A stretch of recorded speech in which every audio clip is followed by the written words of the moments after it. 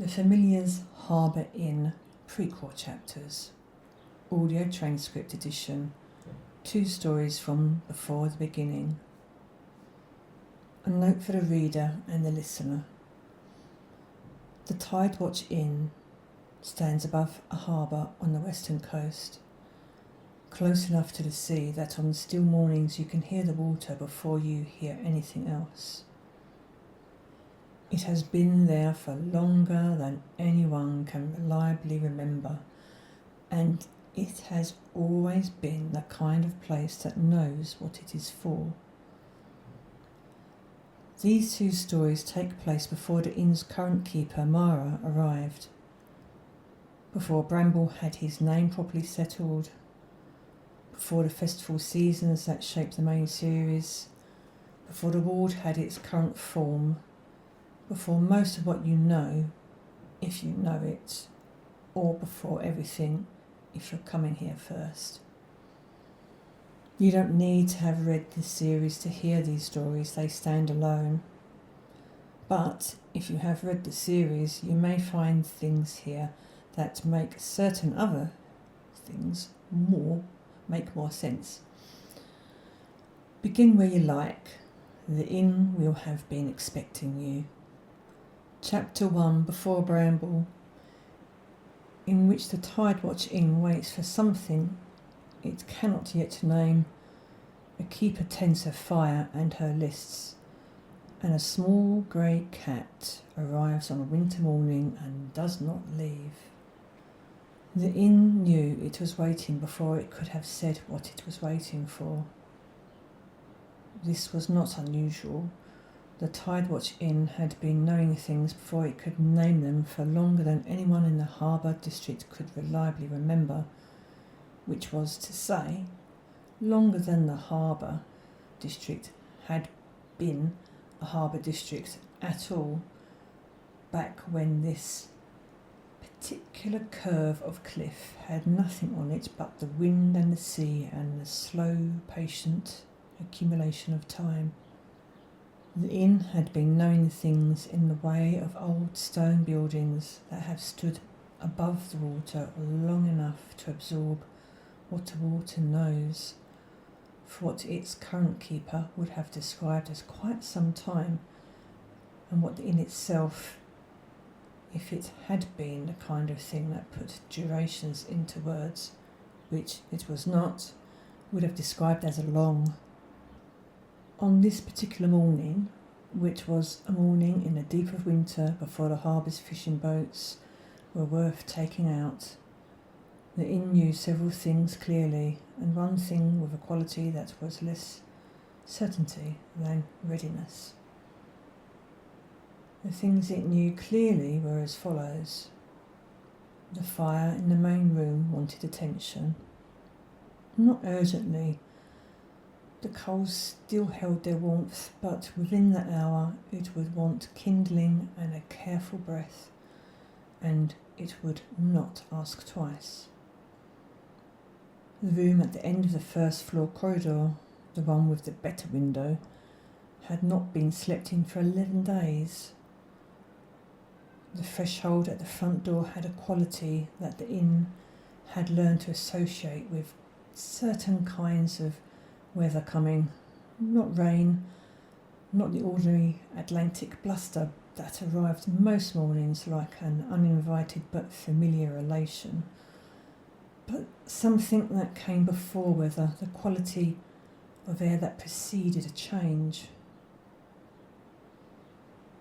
And beneath all of that, underneath the fire and the empty room and the harbinger quality of the cold morning air, something that the inn did not yet have a shape for, a readiness, an orientation, the way a compass needle will point north even in a room where nobody is asking it to. The inn pointed towards something and waited. The innkeeper at that time was a woman named Sarah, who had come to the Tide Watch Inn the way most people came to things that mattered, by a series of unremarkable steps that only looked inevitable in hindsight. She had arrived 12 years prior as a young woman carrying a bag and a letter of introduction from a cousin in the inland city, applying for a position as assistant to the previous keeper, an elderly man named Forrest, who had been running the inn for decades and had, in recent years, developed the quality of determination that something sometimes arrives when a person has been doing a thing alone for too long and has forgotten that it was meant to be shared. Sarah had intended to stay a season. She had stayed because the work suited her in ways she had not expected work to suit her, and because the harbour town was a kind of place that gave certain people the particular feeling of having arrived at a location that had been expecting them, and because Forrest, who had seemed in those early weeks like a permanent and slightly forbidding feature of the building itself, had turned out to be someone who talked carefully and listened well, and had not, she understood much later, intended to keep the inn for himself much longer at all. He had left her the deed on a Thursday morning in the same matter-of-fact tone he used for most of what he said, noting that he thought she'd do well with it and that the inn's ward was maintained in the cellar and he'd written everything down and she should read it thoroughly. Then he had put on his coat and gone to stay with his daughter in the south, and Sarah had stood in the front room for a long time looking at the deed, and then at the walls, and then at the deed again.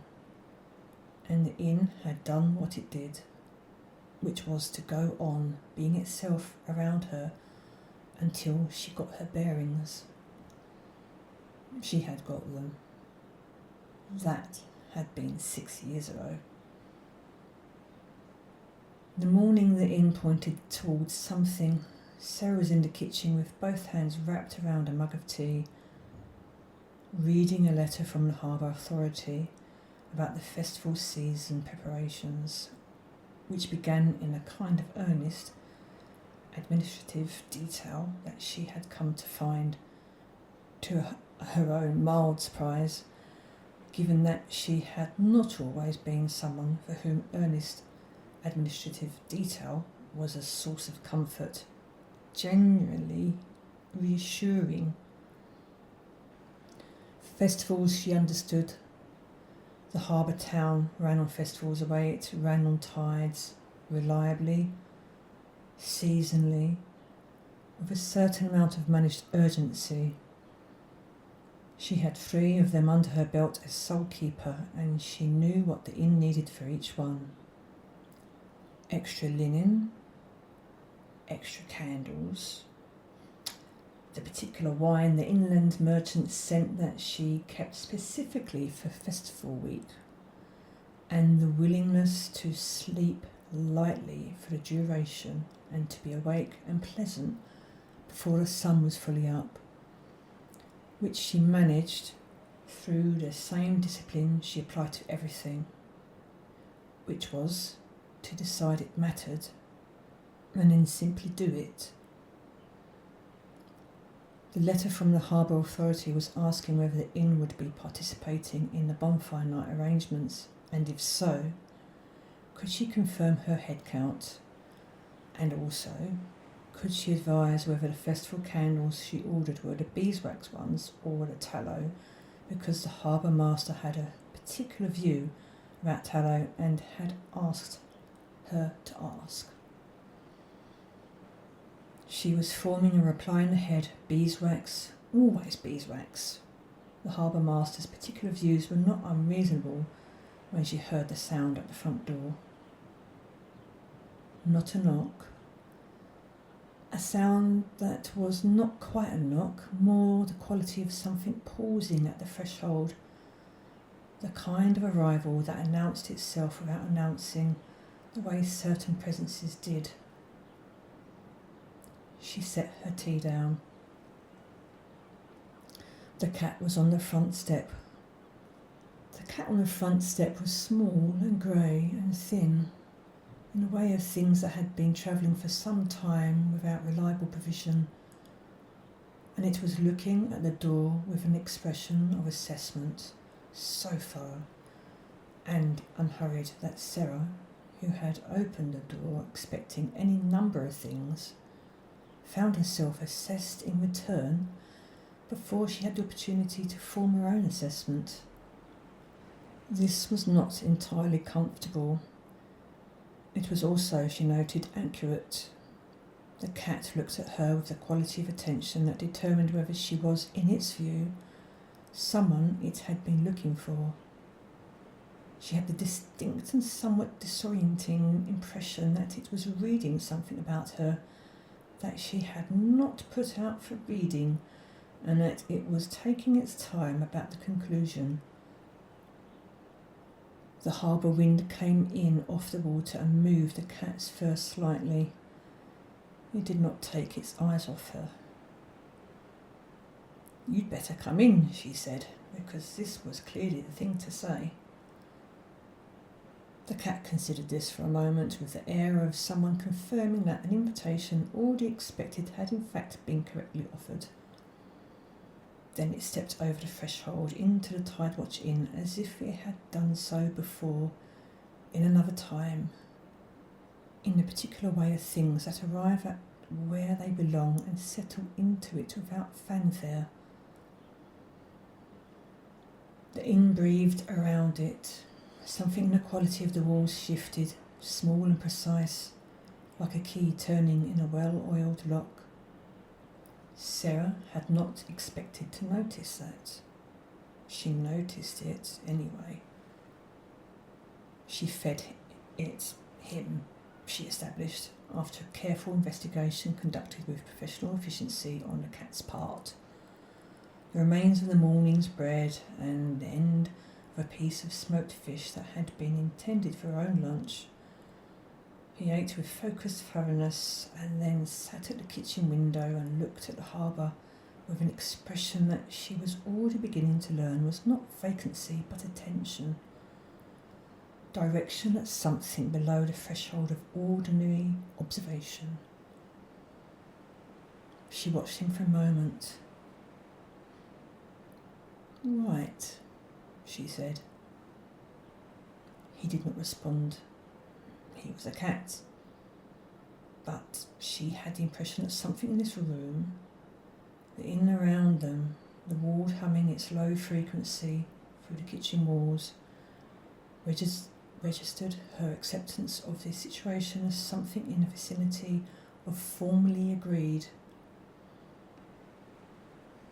She went back to a letter from the harbour authority and began her reply about the beeswax candles.